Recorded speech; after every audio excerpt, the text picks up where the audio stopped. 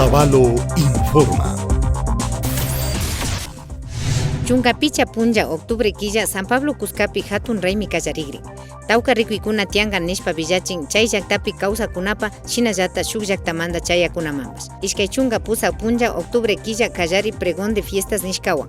Ishkay chunka eskun punja octubre quilla hatun mama llaktamanta takikuna pakta kagri. Shinallatak chay punjakunapi tiyangami wagra kalpaykuna, pukllaykuna ashtawan rikuykunapas. Kay hatun raymita ñawpama apa kanmi concejala tía Mercy Yacelga, shinallatak Luis Anrango Kati Pushak. El pueblo de San Pablo del Lago va a vivir sus fiestas patronales, sus fiestas octubrinas, las cuales pues un grupo de ciudadanos nos hemos comprometido en llevarlas adelante en este año.